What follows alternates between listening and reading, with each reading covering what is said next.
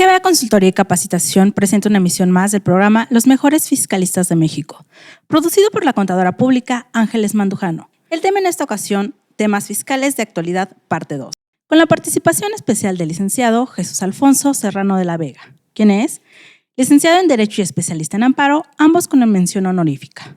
Encabeza y atiende múltiples, variados y muy complejos litigios de derecho público, además de financiero y concursal. Es autor y causante de múltiples jurisprudencias de gran importancia, fundamentalmente en México. En el ámbito nacional es miembro y exconsejero de la Barra Mexicana Colegio de Abogados, conferencista de múltiples instituciones universitarias, colegiales y gremiales.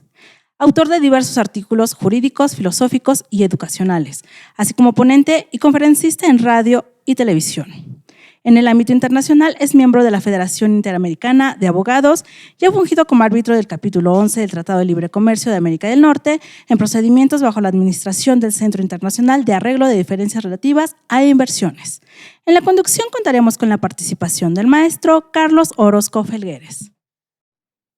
Muy buenas tardes, los saludamos nuevamente y honrado se nos ocurrió, aprovechando tan distinguida presencia del doctor Jesús Alfonso Serrano de la Vega, darle continuidad, ¿sí?, a estos temas que empezamos a hablar la sesión pasada y que me gustaría aprovechar tu amabilidad, Jesús, por haber aceptado darle continuidad a esta entrevista, a esta charla, como tú le llamas, y pues darle a los que nos ven y a los que nos escuchan un dulcecito más de tu digna y honrada presencia. Gracias a ti y a GBA por esta invitación y espero que esto pueda ser útil para su distinguida audiencia. Muchas gracias. Quiero platicar, aprovechando tu presencia, varios temas que nos han llegado a preguntar y que aprovechando yo creo que servirán mucho. Muy bien.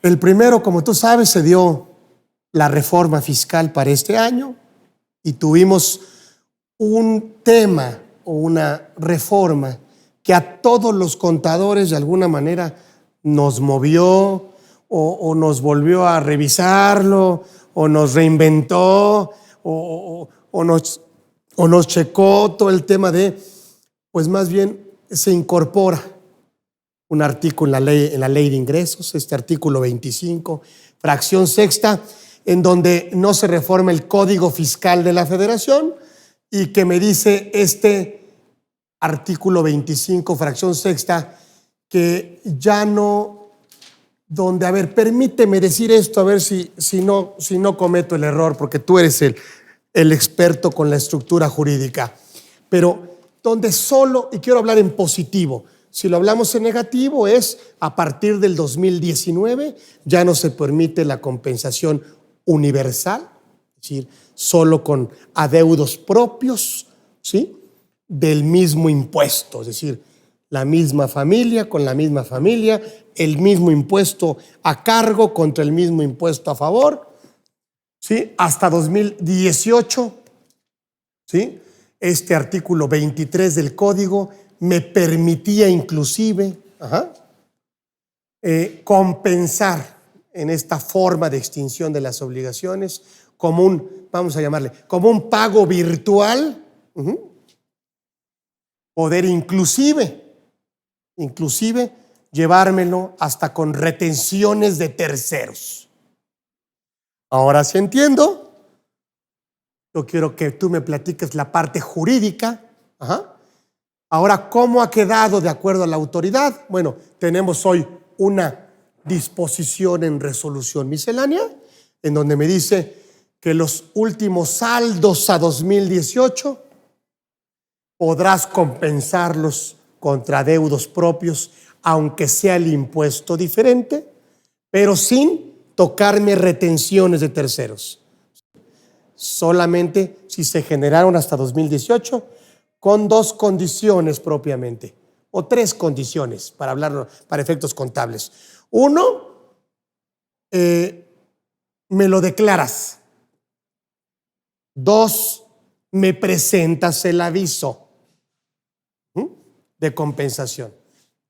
Y tres, que no te hayas, obviamente, ¿sí?, que no haya prescrito, ¿no?, sino que lo tengas obviamente pues sabemos eso en la parte de la compensación.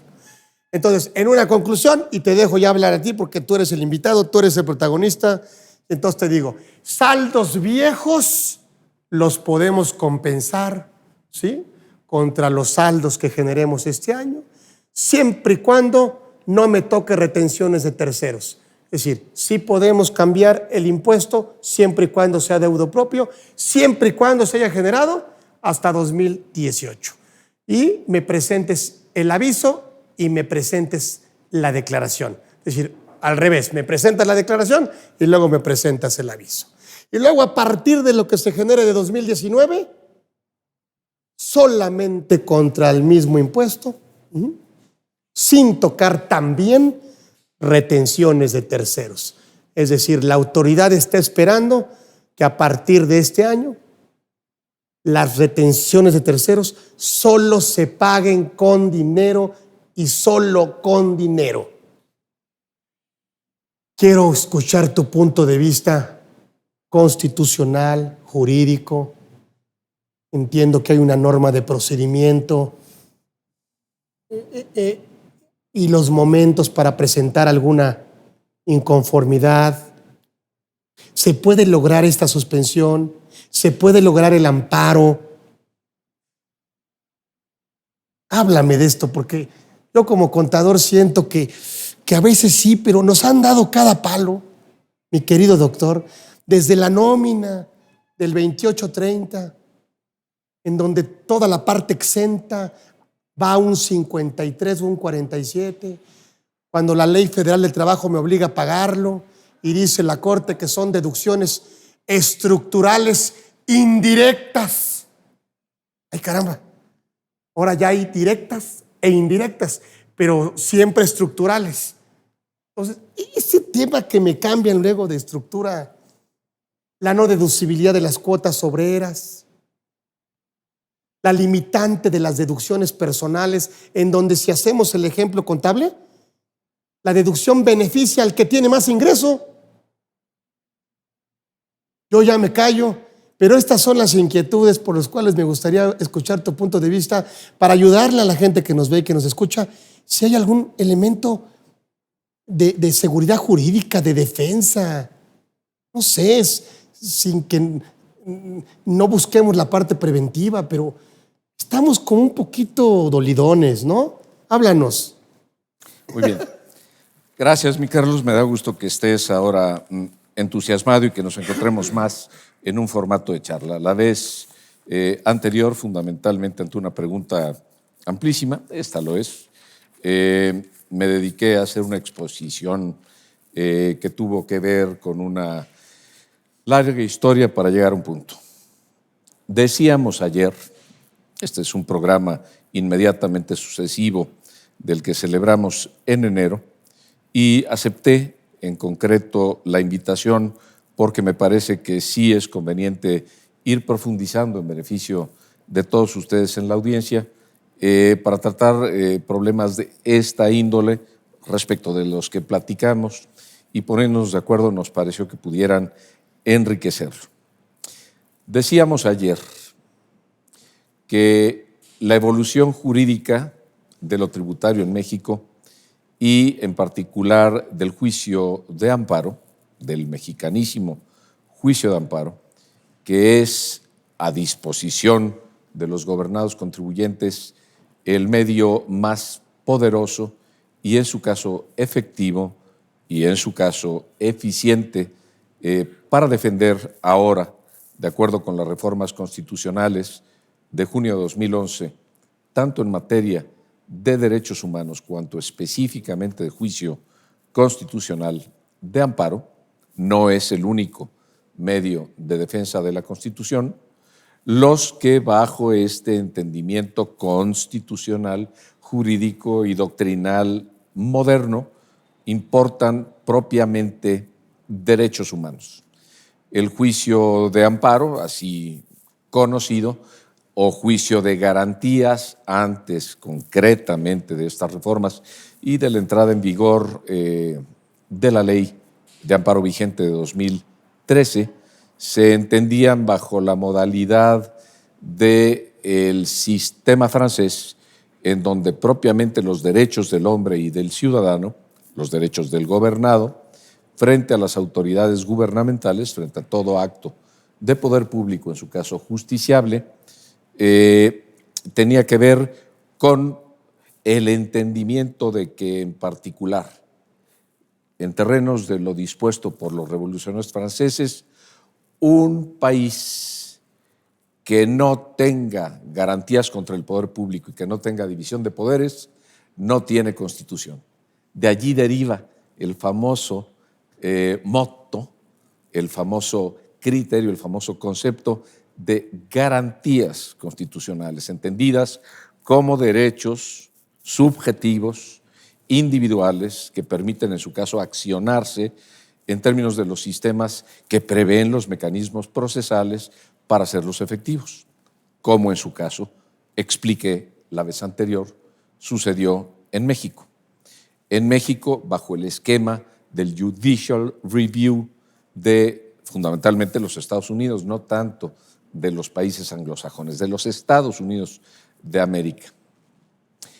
De hecho, la sistemática y los criterios constitucionales hasta antes, propiamente de las reformas de junio de 2011, implicaban reconocer, me corrijo, me equivoco, implicaban la teoría según la cual el gobierno de México declaraba la existencia de derechos públicos subjetivos de los gobernados que pudieran, en su caso, ponerse contra el poder público para producir la interdicción de las arbitrariedades.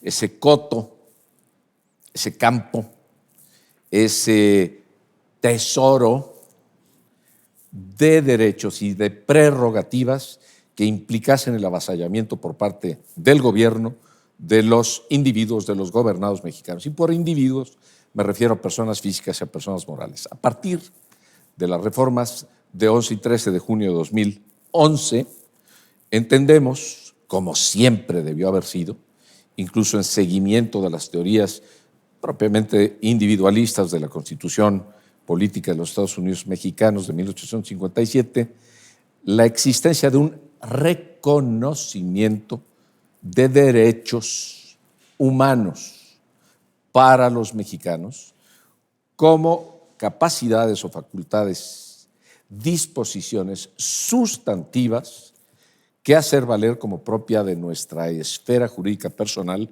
personalísima, en contra del poder público respecto del cual éste estuviera definitiva o parcialmente o moduladamente limitado para agredirnos.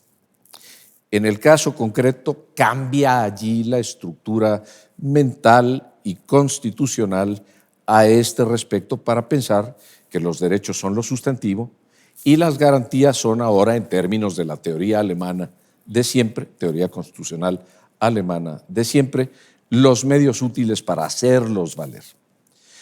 No es, porque sí constituye eso, el actual juicio de amparo o juicio de derechos humanos el único medio de defensa de la Constitución, ni el único medio de defensa de los derechos humanos de los contribuyentes. No todo derecho es derecho humano, y ahorita tendremos que hablar de eso. En particular estamos hablando, sin embargo, como derivación de derechos propiamente legales que el sistema jurídico, que nuestra estructura organizacional como país, a través de la rama legislativa del gobierno, sea federal o estadual y, en consecuencia, para efectos municipales, disponga concretamente en términos de legislación como capacidades de acción, como atribuciones, como posibilidades, como, pues, derechos propiamente ejecutables en terrenos meramente legislativos, en terrenos meramente de orden jurídico normal, déjenme decirlo de esta forma, y no propiamente sustantivo o constitucional para hacerse valer. Primera aducción. Allí nos quedamos. 2.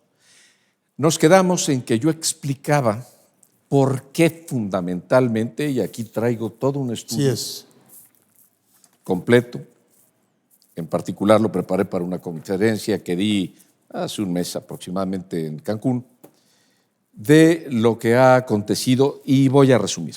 Si el tiempo nos da, el tiempo siempre es celoso, y en el caso particular tal vez sería una exageración pensar en un tercer programa, pero pues vamos a ver, según resulte, a partir básicamente de la mitad de la novena época. Nunca ha sido fácil, no piensen ustedes que en concreto a alguien esto era antes un campo abierto y sencillo, en donde cualquiera pudiese llegar con defensa constitucional en amparo tributario, en amparo fiscal, en amparo administrativo, contra leyes, a obtener la protección del máximo tribunal de la República. Nunca fue así. Algunos lo conseguimos en condiciones francamente sustantivas, con mucho trabajo, con mucho estudio y con muchas determinaciones y convicciones que defender ante una corte que sí estaba abierta a esto bajo otras teorías que hoy no prevalecen, ya no son las que existen. Ahorro, abrevio, aquí les expondría de cuándo a cuándo duró cada época del Semanario Judicial de la Federación, que les explicaba, instaurado por don Benito Juárez desde 1870 y en las que han existido 10 épocas. El caso es que a partir aproximadamente de la mitad de la novena época del Semanario Judicial de la Federación, años 97, 98, 96, 97, 98, recuerden ustedes que la octava terminó propiamente en diciembre de 1994 con la reforma constitucional sedillista que produjo toda una reestructuración fundamentalmente en la Suprema Corte de Justicia de la Nación y en dispositivos constitucionales operantes para efectos de amparo. Y en esta condición concretamente dejaron de existir 4 salas numerarias, una sala extraordinaria, 21 ministros numerarios, 5 ministros supernumerarios y en el caso una división material de los asuntos de que la Corte conocía, correspondiéndole a la segunda sala propiamente los de naturaleza fiscal, tributaria, incluso si se quiere entender en ese sentido, de acuerdo con las competencias que entonces o hasta entonces prevalecían, y en relación con el cual el Pleno de la Suprema Corte de Justicia de la Nación se hacía cargo de los asuntos en donde no existían precedentes apropiados con votación suficiente, tenían que votar 14 ministros de 21 en el mismo sentido, estamos hablando de jurisprudencia por reiteración, en 5 ejecutorias no interrumpidas, sustantiva o temporalmente por otra, en contrario, para que se estableciera jurisprudencia, insisto, por reiteración, 5 precedentes, o bien en términos de la única jurisprudencia que circunstancialmente prevé en forma directa la Constitución, en términos de su artículo 107, que alude a la organización del juicio constitucional de amparo, que no, reitero, no es el único medio de defensa de la Constitución ni de la constitucionalidad de las normas. Existen varios más, pero me referiré fundamentalmente desde el punto de vista formal a las controversias constitucionales y a las acciones de inconstitucionalidad que fundamentalmente entraron en desarrollo, en efervescencia, prácticamente a partir justamente de aquella reforma de que les hablo. Y sobre todo de la de, como tal, 1994, justamente. Ocurre concretamente que se produce el inicio de la novena época prácticamente desde enero de 1995 y en el caso concreto termina, iniciándose la 10ª justamente con las reformas constitucionales en materia de amparo de junio de 2011, pero a partir, decía, de la mitad de la novena época, los criterios cambian de fondo. Y en la ocasión pasada les explicaba que ello ha obedecido sustantivamente, hablé de 2 razones, de 2 conceptos, de 2 ideas francamente estructurales, pero tengo que abordar una tercera que es ineludible.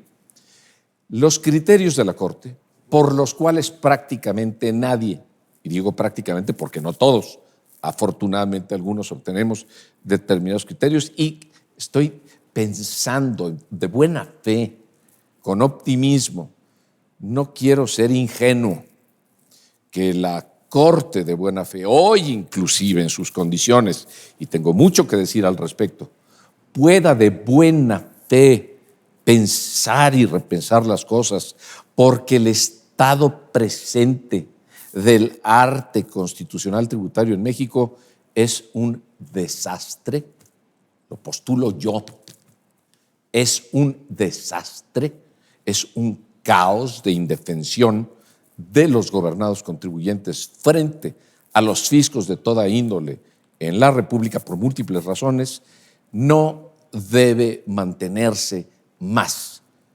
No debió suceder así frente al gobierno más corrupto que hemos tenido en la época moderna de México. Lo postuló de vuelta, lo dije toda la vida, el que encabezó Peña Nieto, y mucho menos en esa condición frente al que ahora encabeza López Obrador, que es un gobierno extremadamente peligroso, porque no existe, no seamos ingenuos, ni en concreto hablemos infantilmente, pensando de manera optimista, pensando de manera altruista en que esto tenderá a cambiar. No existe en forma sustantiva debido sistema operante de pesos y de contrapesos. En términos de los resultados políticos de la elección de julio de 2018 y con cambios previos que se han venido arrastrando y que podría explicar, pero que el tiempo no nos permitirá, concretamente hoy existe en un centro de poder avasallador en rama ejecutiva de gobierno federal alguien que ejerce la presidencia de la República.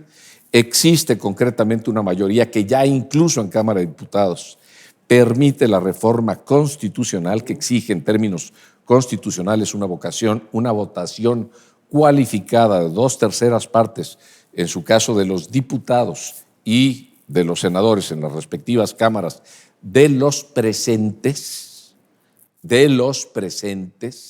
existiendo quórum en su caso, para modificar la Constitución. Había una exigua y acomodaticia y ubicua y cobardona e inútil y a veces con reminiscencias de alguna dignidad o de entendimiento político de lo que puede ser o debe ser una oposición política hasta antes de hace 2 semanas.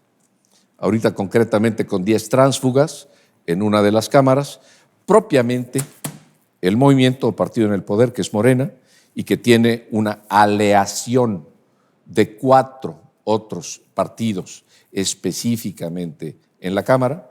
Destacan el Partido del Trabajo, el Verde Ecologista, el PES, el Partido Encuentro Social, que aunque perdió en concreto su registro, según resolución oficial publicada por el INE, si la memoria no me falla, en octubre 7 de 2018, concretamente en su caso, hoy incluso está defendiendo su situación ante el Tribunal Electoral del Poder Judicial de la Federación y todavía esto no está definido.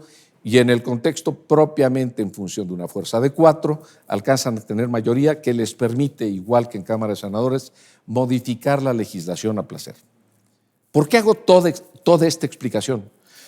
Porque los cambios que tienen que ver con la materia tributaria, ante la promesa, aquí traigo concretamente un estudio de todas las promesas, todas las que hizo en campaña y las que hizo a partir de la noche del 1 de julio, López Obrador, acerca de lo que iba a llevar a cabo, y una de ellas tiene que ver con esto. No iba a haber reforma fiscal tributaria ninguna. Así es. Ninguna. Ni nuevos impuestos. Nuevos impuestos. Se cuidó mucho de hablar de circunstancias sustantivas. Jamás habló de circunstancias procedimentales, jamás habló de circunstancias de orden procesal o formal. Y en el caso esto obliga a una intelección correcta de las cosas. Pero les digo entonces, la fuerza política concretamente que en su caso obtuvo la votación mayoritaria, se dice que 35 millones de votos, se dice que el 53% del padrón electoral, en concreto 35 millones de mexicanos, 53% del padrón, una mayoría avasallante en relación con la rama ejecutiva del gobierno federal, una similar, definitivamente una ola, un tsunami en las dos cámaras federales, en la mayor parte de las legislaturas de los estados, consiguiendo varias de las gubernaturas de los estados de la República, incluyendo la entidad federativa que hoy es la Ciudad de México, y específicamente sin contrapeso en consecuencia, tratándose fundamentalmente de lo mismo, con ciertos teatros o posiciones que hiciesen pensar a algún ingenuo que esto no sería sustantiva o verdaderamente así, como un hecho dado, y habiéndose iniciado un ataque inteligentemente pensado, sustantivamente fundado en temas verdaderos, de lo que en concreto es la otra rama de gobierno. Yo no hablo, ya saben, de poderes, la rama judicial del gobierno federal de la República.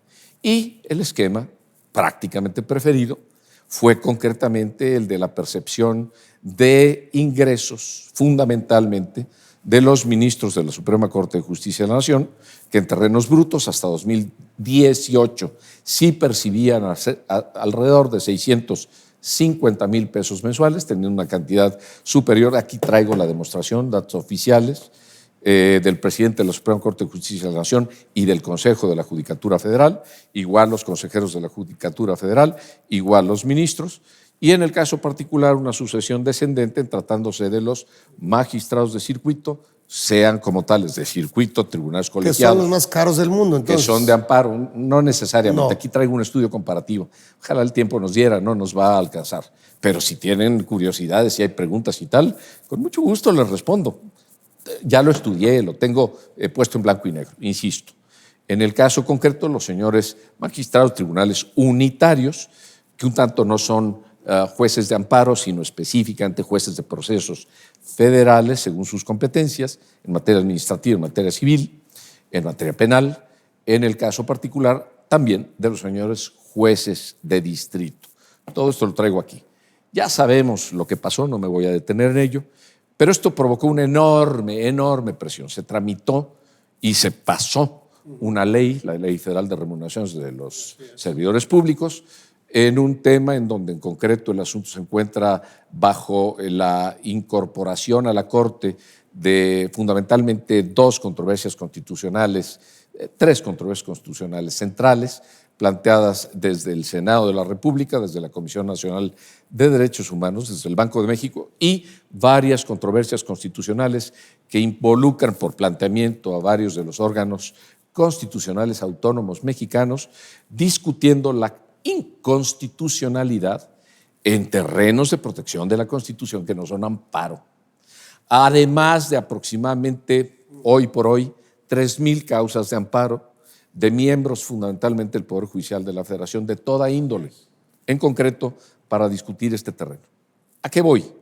Una enorme presión sobre el Poder Judicial Federal que yo no diría concretamente que está en posibilidad de ser acusado de ser el más libre, el más independiente, el más imparcial, y que lo parezca en el mundo, en particular provocando cambios que todos hemos notado. Vox Populi es hecho notorio, invocable en términos del artículo 88 del Código Federal de Procedimientos Civiles, con el cambio de presidencia, con la incorporación de un nuevo ministro, Alcántara Carrancá, de quien tengo buenas referencias personales, pero que en concreto estuvo planteado una terna, la primera terna que planteó para sustituir a José Ramón Cosío por parte del actual presidente de la República, que yo de haber sido senador hubiera rechazado, definitivamente hubiera rechazado, por cuestiones inclusive del principio, pero resulta que nuestro sistema constitucional previsor del modo de elección de ministros de la Corte, y diría varias razones del por qué, es uno de los más débiles del mundo, uno de los más manipulables, uno de verdaderamente de los más poco sostenibles, produjo la integración concretamente de la Corte antes de que entrase en ejercicio ahora en enero. Se incorpora el nuevo ministro, que fue propuesto dentro de una terna en donde había discutibilidad de independencia, y en el caso particular se señala y se nombra a un nuevo presidente de la Suprema Corte, quien es Arturo Saldívar. Arturo Saldívar, en una de sus primeras apariciones, declara que han decidido los ministros en sesión privada reducir sus percepciones en un 25%, lo que todavía las mantiene en condiciones excepcionalmente altas en comparación con el mundo, si estamos hablando de arriba de 450,000 pesos brutos respecto a impuestos sobre la renta. ¿A qué voy? Un gobierno federal mexicano que no tiene verdaderos contrapesos.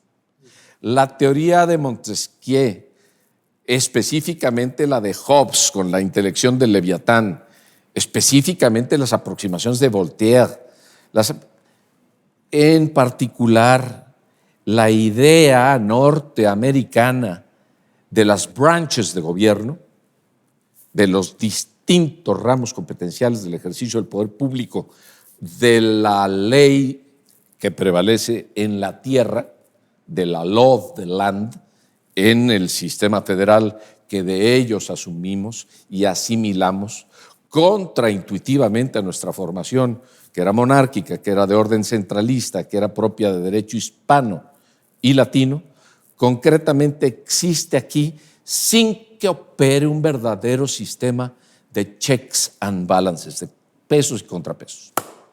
Todo esto dicho tiene que ver con el ejemplo que me pides desarrollar. Para entenderlo técnicamente, ya hizo un resumen. O sea que si le pegas en el presupuesto o en el bolsillo, entonces ahí van a ir en contra del contribuyente. Bueno, si le pegas al contribuyente en el bolsillo, pues claro que la norma que se determine va en contra del contribuyente. Si a ellos...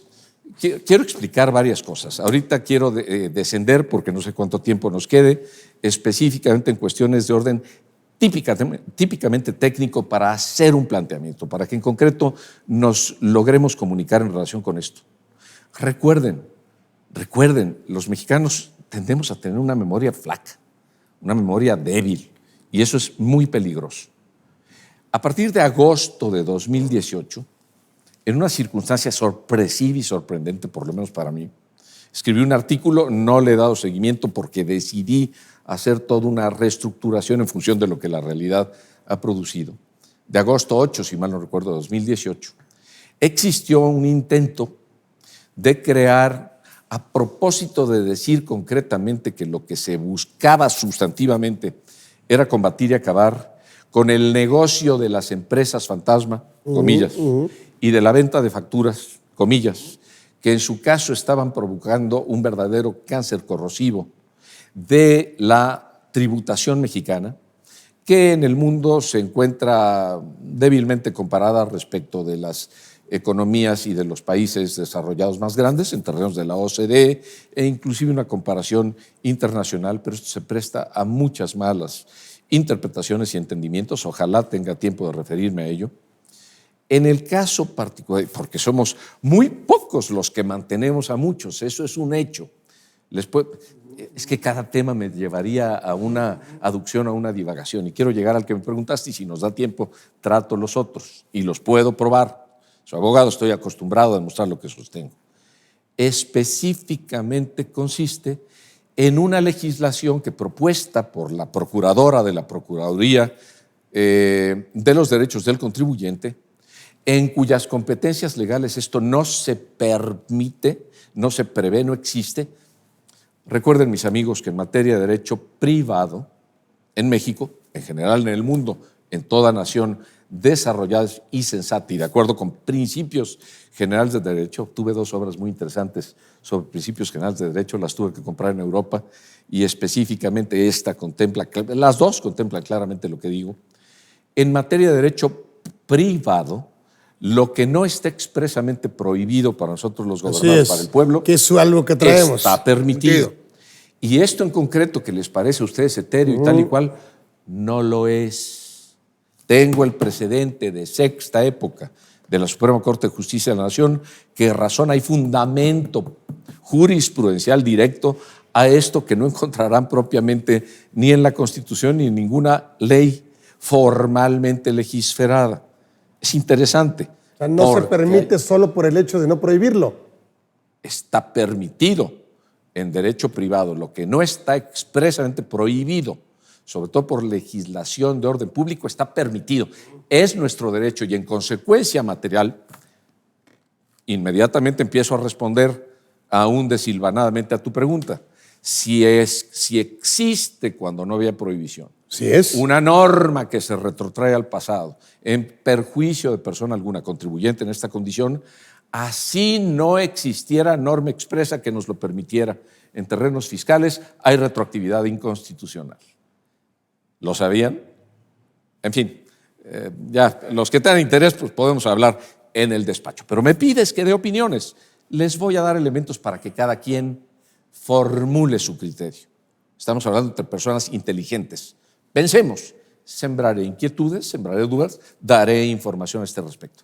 Segundo, en materia de derecho público, lo que no le está expresamente permitido,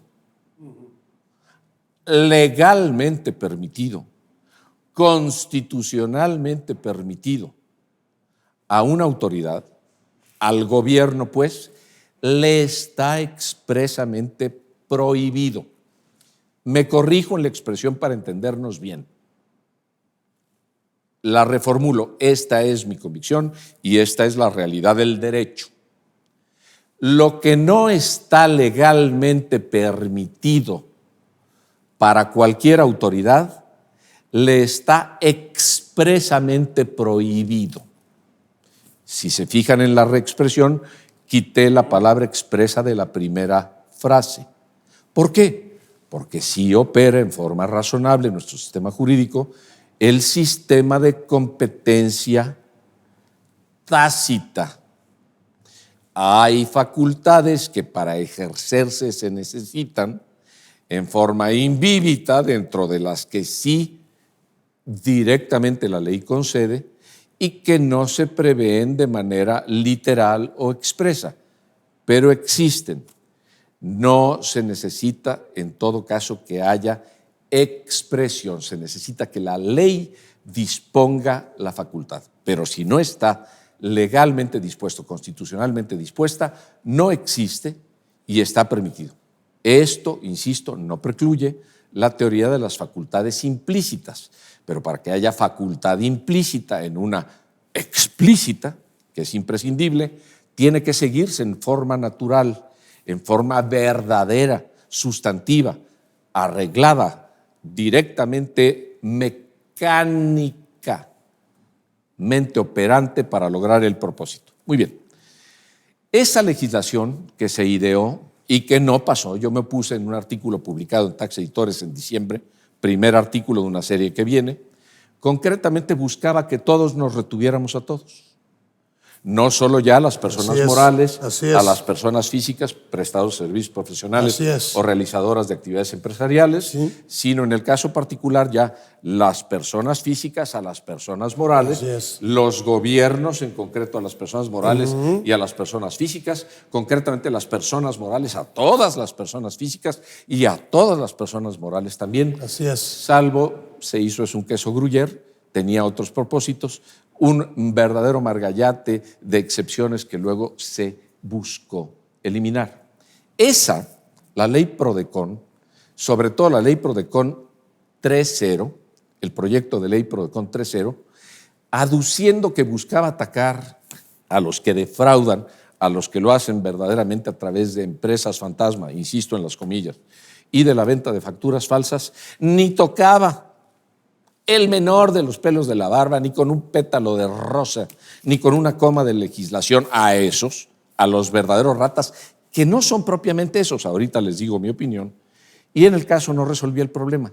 Esa legislación que pudimos parar en terrenos de proceso legislativo en Cámara de Diputados, porque el diputado más poderoso en esta condición, Ramírez Cuéllar, quien titulariza la Comisión de Presupuesto y Cuenta Pública, la más poderosa, a quien le fueron a rogar absolutamente todas las instancias de toda la República para que concretamente les determinaran recursos en el presupuesto de egresos de la Federación 2019, presupuesto de egresos federal, interesantísimo que traigo aquí y para efectos de remuneración de servidores públicos, les recomiendo leer detalladamente su anexo 23, interesantísimo. Concretamente, en su caso, nunca registró su iniciativa, porque en particular llegó a existir iniciativa, pero sí hay una del Partido Encuentro Social, que aun cuando les decía anecdóticamente ha sido declarado por no satisfacer, según la ley electoral, todos los requisitos que se necesitan para que un partido mantenga registro político y tenga bancada en concreto en las cámaras, en este caso en la de diputados, pero en el caso concreto en ninguna de las dos, en donde sin embargo sí tiene 5 senadores y hay bancada en términos de la legislación congresional relativa, y tiene 40 diputados y tiene bancada poderosa. Es la cuarta fuerza política en la Cámara de Diputados, abajo de Morena, abajo del PAN, abajo del PRI. Imagínense eso. Bueno, muy bien. En sede del PES, la diputada que en concreto se ha dedicado a cuestiones de orden tributario sí presentó iniciativa de ley, modificando, matizando, estipulando bajo otros dulces la propuesta iniciativa Prodecon 3.0 y la registró y está en proceso legislativo. Fue detenida en el que acaba de concluir, pero específicamente nada está dicho en el actual o en el que viene. Cuidado, esa era la reforma, terrible. Iba a provocar un daño económico, y iba a provocar un daño jurídico, iba a provocar un daño operativo y tal y cual, incalculable en toda la economía nacional y específicamente en toda la economía propia de nosotros, los que sí decentemente trabajamos, producimos, generamos riqueza y pagamos tributos. Impuesto sobre la renta, al valor agregado, especial sobre producción, servicio y demás. ¿Qué aconteció? En particular, esa no pasó, pero específicamente fungió como pantalla. Sí hay una iniciativa entronizada y registrada y en trámite del Partido Encuentro Social, de Silvia, en concreto, se me olvida ahorita el nombre, el apellido de la diputada, que tiene que ver con esto. Esa sirvió de pantalla para esta. Exactamente. Para esta. Exacto. Para esta. Exacto. Muy grave, y sin embargo tengo que reconocer que en una medida determinada razonable. Me veo ahora obligado a explicar en el tiempo que nos quede, ahorita me dirás cuánto nos queda, creo que nos restan 15 minutos, específicamente qué es lo que pienso. Señores y señores, y espero que me escuchen los legisladores y la Secretaría de Hacienda y Crédito Público y el presidente, y concretamente el SAT, porque estoy hablando con verdad. El problema en México no es el de las empresas fantasma. El problema principal en México no es ese, tributario, ni de Estado de Derecho. El problema principal en México en estos terrenos no es el de las mentadas facturas falsas. Tendría que ser deducciones, pero ya son lugares comunes de si son realmente fantasmas o no, si son falsas o no. No nos distraigamos. El problema es el del latrocinio descarado y multibillonario, y hablo de billones en términos técnicos de cómo utilizamos las cantidades numéricas en México. Ya lo he explicado, creo que me has oído en alguna aducción, en alguna conferencia. Esto, en México y en los países hispanoamericanos, odio la expresión latinoamericana, cuyos orígenes son específicamente ingleses, de cuando como potencias, como expliqué en el programa pasado, se enfrentaron con España y con Francia, y entonces una forma de descastar, de desvincular, de desafiliar a la América conquistada fundamentalmente por España, y en una parte concreta por Portugal, la América luso-americana, Brasil y las colonias portuguesas en el mundo, dejaron de hablar, siendo la potencia fundamental a partir de haber ganado la batalla de Trafalgar, a partir de haber dominado el mundo. Fue la principal potencia del mundo en todos los sentidos, de donde nacieron las 13 colonias norteamericanas, etcétera, etcétera. Para quitarle a España el dominio que tenía aquí, lo hicieron, entre otras cosas, en forma diplomática y en forma semántica, muy inteligentes. Hay quienes en concreto en esta condición no gustan de las culturas anglosajonas y por eso hablaron de la pérfida Albión. La pérfida Albión. Ya no era Hispanoamérica después de ser la Nueva España. Ya no era Hispanoamérica después de que vino el movimiento independentista generalizado que se gestó a partir de 1810 y fue terminando en los distintos países muchos años después. En México hasta 1827. Ya se los explicaba también. Para sustituir en concreto el término por Latinoamérica. ¿Qué tenemos de latinos? Latino proviene en concreto de la zona de Lacio, en Italia, ni siquiera específicamente Roma, que dominó el mundo. Aborrezco el término Latinoamérica, pero se ha vuelto conocido y perdemos menos tiempo refiriéndonos a ello. A eso en particular quiero llegar con las referencias concretas que ahora haré. Materialmente, en terrenos propios de la intelección hispana, con interposición de criterios que fueron metidos a sangre y fuego constitucionalmente en terrenos mexicanos respecto de lo tributario, ya hablábamos de esto en el programa pasado, se ha entendido concretamente que la legislación fiscal tiene que nacer primero en terrenos de Cámara de Diputados. Hay disposición hay disposición constitucional expresa. Tiene que darse en materia tributaria porque el pueblo, supuestamente representado por los diputados, como Cámara de Origen, es el que resulta apto para decidir con qué cargas quiere cargar, valga la redundancia, qué cargas quiere soportar de orden económico para mantener la casa y la cosa pública, la casa y la cosa de todos, y los tributos de sangre, en concreto la legislación militar. De no iniciarse allí, hay disposición constitucional expresa, la legislación es inconstitucional, de entrada. Bien, específicamente en terrenos tributarios, hay operación directa que tiene que ver con, conforme a la jurisprudencia antigua de la Suprema Corte, los elementos esenciales de toda contribución en la obligación de los mexicanos de sufragar el gasto público, así de la Federación, de la Ciudad de México, del Estado y municipio en que residamos, de la manera proporcional y equitativa que establezcan las leyes, en tratándose del objeto, sujeto, tasa o tarifa, lugar y época de pago. Y en términos de la fracción cuarta del artículo 31 constitucional, con los principios reconocidos tradicionalmente por la Corte, de los que ya no queda nada sustantivamente en forma práctica, de equidad tributaria. La Corte se cuida mucho de usar estas expresiones, principios, no garantías, nunca fueron entendidas como tales, aunque sustantivamente sí, como garantías individuales, ni menos como derechos humanos, ahorita hago una referencia, de equidad tributaria, de proporcionalidad tributaria, de legalidad tributaria y de destino a gasto público. Este último, sobre todo, totalmente inexplorado. Sujeto, objeto, tasa o tarifa, lugar y época de pago, no forma de pago. La compensación es una forma de extinción de las obligaciones. La compensación es un instituto jurídico, una institución jurídica, un constructo legal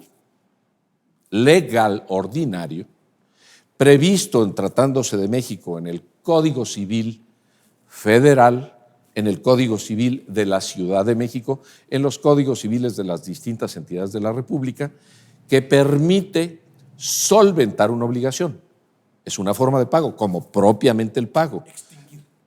Extinguir la obligación, sí, es una forma de pago. ¿Cómo puede ser la confusión cuando se reúnen en el mismo sujeto las calidades de acreedor y de deudor en sí mismo? En el caso particular, como otras que no son en pago. Sustantivos.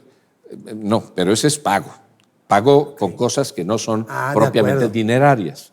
Es una forma de extinción de las obligaciones, que no se encuentra conceptuada jurisprudencialmente en México como un elemento esencial de las contribuciones, en relación con lo cual la consecuencia inmediata es que no aplican para su protección a favor de los contribuyentes materialmente los principios del artículo 31. O sea, no es un elemento esencial de la contribución. No es, pero de acuerdo con la jurisprudencia. Pero ¿por qué hablé de Latinoamérica y de Europa y de lo que había hecho Alemania y tal y cual? Porque existen 3 sistemas jurídicos en el mundo para entender la compensación. La compensación como constructo jurídico generalizado, porque existe prácticamente en las legislaciones de todo el mundo, sin que me quiera meter ahorita en legislación islámica. En concreto, el sistema italiano, Giuliani Fonrouge declaraba en materia tributaria que la compensación en terrenos fiscales es imposible. La naturaleza de los créditos cuando el fisco es de acreedor del gobernado contribuyente es muy distinta, postula él, de la naturaleza de los créditos que en su caso tenemos los contribuyentes que pagamos lo excesivo o lo indebido, lo ilegal o lo inconstitucional respecto del fisco y en consecuencia no se pueden equiparar, y en la teoría italiana la compensación tributaria no puede operar ni en un sentido ni en otro. Esto es muy importante. El sistema francés al que nos adscribimos nosotros, entre otros países del mundo, en donde en concreto sí se admite y se entiende en particular que efectivamente es posible que ocurra ese medio de pago, de cumplimiento, de solventación de las obligaciones entre el fisco y el contribuyente cuando en concreto se satisfacen determinados requisitos que prevé la legislación civil. Tiene que tratarse de sujetos mutuamente deudores y acreedores en cantidades que pueden ser equivalentes o distintas, en cuyo caso la consumación del pago en esta vía, en tratándose de dinero, de obligaciones monetarias líquidas y exigibles, por lo tanto existentes, en concreto alcanzase hasta la cantidad menor y en el caso particular previsto por un mecanismo de ley. La compensación deriva de la ley.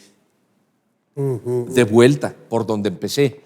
Hay derechos y obligaciones que derivan de las leyes ordinarias. Hay derechos que son sustantivos, superiores, los humanos. Y no estoy diciendo con esto que deriven de la deidad o propiamente de la existencia de la humanidad y de nuestra dignidad como seres humanos, sino de las determinaciones en concreto de la humanidad para establecer que esto existe. Y con eso nos quitamos del medio problemas de orden religioso y problemas de derecho natural o naturalismo para llegar a una idea clara, sostenida, intelectual, jurídica, constitucional de tratados internacionales en materia de derechos humanos. No es lo mismo, ni mucho menos, y eso no se entiende. No se sabe ni siquiera qué son derechos humanos. Y me encantaría que platicáramos de ello, pero se necesita. La compensación es un derecho legal, ordinario, específicamente del acreedor, pero sobre todo el deudor, para liberarse de su obligación. Bien, y el tercer sistema, el sistema alemán. En concreto, el sistema alemán, específicamente a diferencia de los otros dos, sí prevé este medio de extinción de las obligaciones, que se asimila al pago, pero que exige concretamente una declaración judicial. Perdón. Me corrijo. Estoy tratando de hablar muy rápido y de aprovechar el tiempo, y entonces aquí puede incurrir una confusión. El sistema francés al que nos adscribimos opera por ministerio de ley y o por declaración judicial. En el sistema alemán las cosas son alemanas. Achtung. En el sistema alemán, el deudor puede declarar la compensación. La declara como manifestación unilateral de la voluntad respecto al acreedor y el acreedor tiene que reconocerla. Y si se opone, entonces van a juicio. Y un juez alemán declara si opera o no. Explico, y por eso hablaba de Inglaterra y de los sistemas y demás, porque hay distintos sistemas de entender esta institución en el mundo. ¿Qué ocurre en materia tributaria? En materia tributaria mexicana hay norma legal expresa, el artículo 23 del Código Fiscal de la Federación, que quiero leer, pero probablemente el tiempo no nos alcance, para que escuchen exactamente lo que dice. Yo lo puedo decir claramente, yo soy el autor de la reforma, junto con otros compañeros en sede de los trabajos del Consejo Asesor Fiscal, de las reformas que se produjeron en 1996, en la que a mi juicio fue la mejor reforma fiscal federal mexicana, la que entró en vigor en 1996, del artículo 22, luego destrozado con los 22 que ahora propiamente operan, y en lo que correspondió del 23, compensación para favorecer concretamente un equilibrio entre gobernados, contribuyentes y gobernantes. ¿Qué ocurre ahora? En terrenos de ley de ingresos de la Federación, y esto sí se ha declarado, dejémonos de cosas, sí se ha declarado constitucionalmente posible por la jurisprudencia de la Corte, sí se pueden en ley de ingresos de la Federación alterar, Una ley modificar o ley incluso específica. derogar disposiciones de leyes fiscales federales. Se produce una modalidad en el ejercicio de la compensación. Agrede esto derechos legales en estricto rigor. Tengo que utilizar un término distinto. Los modula, los matiza, los limita. Evidentemente los menoscaba, porque antes en nuestra institución legalizada podíamos hacer todo lo que dice Carlos. Así es. Yo, deudor del fisco, por razón de tener saldo a favor de cualquier tributo, llevarlo contra todas mis deudas Así de cualquier es. tributo contra mi acreedor común. Y en concreto, mi acreedor común podía incluso llegar al extremo de la compensación oficiosa, Sí. de los saldos a favor que él tuviera para devolverme. La compensación de oficio. Sí, señor, que genera la Así es. actualización e interés a la tasa de los recargos moratorios según Así los es. 22 destrozados de lo que yo dejé en 96 y concretamente el 23 que yo dejé en 96, específicamente para hacerlos efectivos. Y de no estar de acuerdo hay que llegar a juicio, recurso de revocación o juicio. Y si hay un problema de constitucionalidad de leyes tal y cual, amparo contra leyes. ¿A qué quiero llegar con esto? La discusión efectivamente está en pleno. En el caso particular, porque sí está impedida en forma totalmente libre, como antes lo estaba. Opera, en particular, a algo que les dije, en concreto respecto al pasado, aunque no hubiera norma que nos lo permita, sí tenemos derecho constitucional a la irretroactividad. Ahora la regla 2.3.19 de la resolución miscelánea fiscal ha estipulado una moderación del impacto, porque desde luego que existe un impacto salvaje, sobre todo para aquellas Lo anterior. personas contribuyentes, no solo de lo anterior, de lo actual, para aquellas personas contribuyentes que generan mes a mes saldos a favor. Un ingenio azucarero, una empresa concretamente agropecuaria, una empresa de medicinas, las que están en tasa cero, que consistentemente tienen saldos a favor de IVA, que en su caso materialmente desde un punto de vista operativo y financiero utilizaban ya en su forma normal de hacer negocios para ir saldando sus otras obligaciones tributarias. ¿Qué ocurre? El problema es verdaderamente arduo. ¿Es esto una norma específica de carácter autoaplicativo? Esto es, de las que generan perjuicio solamente las normas, las leyes, normas para efectos, leyes para efectos del amparo, que pueden ser sujetas a control constitucional en sede de amparo contra leyes que perjudican, son las que se pueden justiciar, no las que benefician. En el caso concreto, de entrada alguien en particular se puede ubicar en esta situación, parecería que en su caso los que demuestren que tradicionalmente tienen saldos a favor y concretamente a partir del 1 de enero de 2019 ya no pueden hacer lo que antes sí les era factible, sin tasación, sin taxativas, sin limitaciones, sin menoscabos, estuvieron en oportunidad procesal de plantear la defensa constitucional contra leyes. Tengo, sin embargo, mis dudas, porque dadas las circunstancias de las restricciones y limitaciones legalmente previstas para efectos de que esto opere, lo más claro en todo caso es el primer acto concreto de aplicación lesiva. Y aquí, sobre todo para los contadores, entre gitanos no nos leemos la mano, yo soy abogado, a mucha honra. Específicamente les pregunto, ¿qué?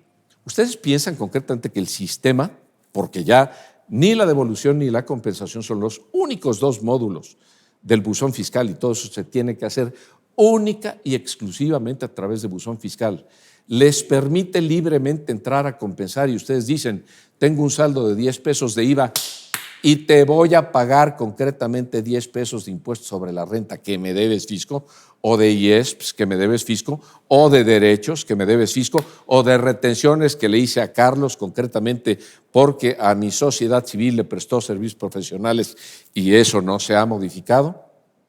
No se puede. El sistema lo impide.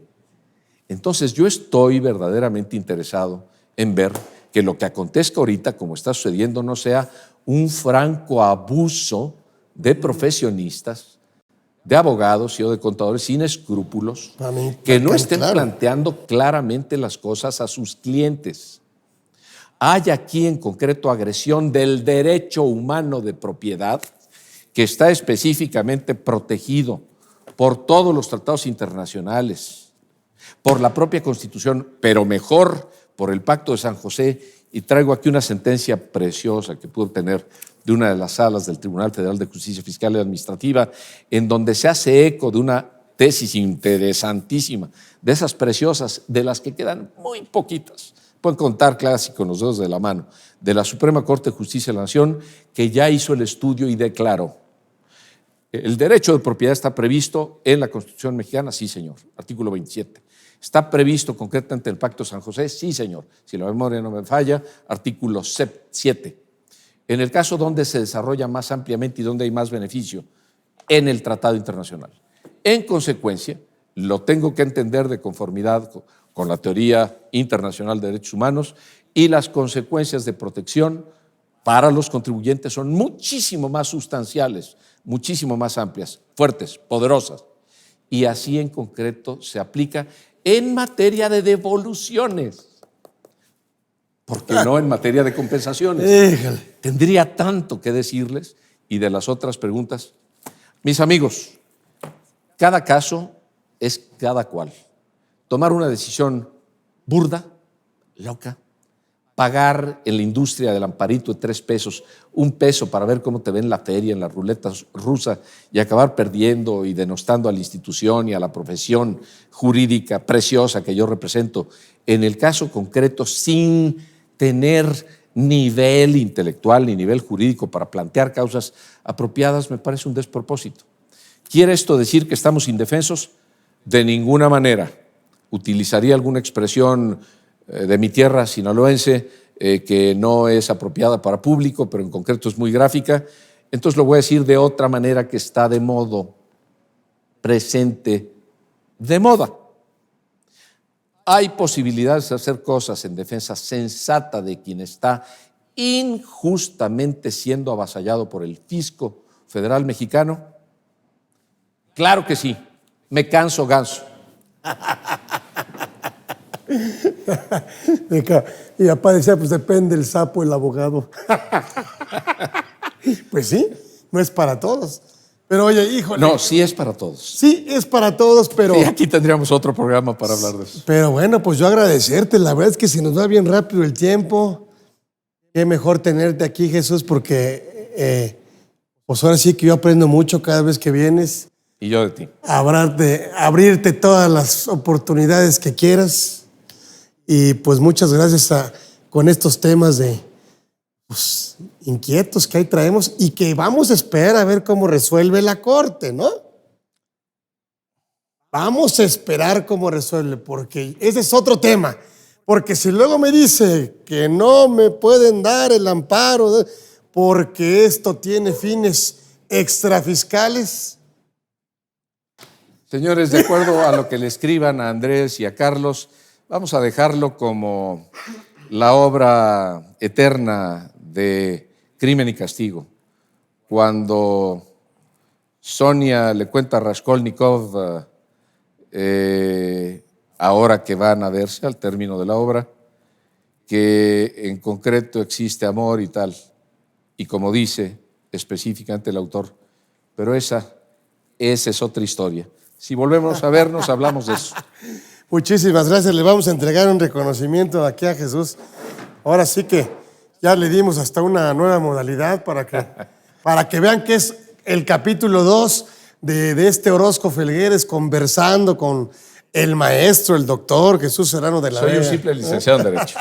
Gracias. Y entonces, bueno, pues en la simpleza, como él dice, está la grandeza. Así que muchísimas gracias a todos.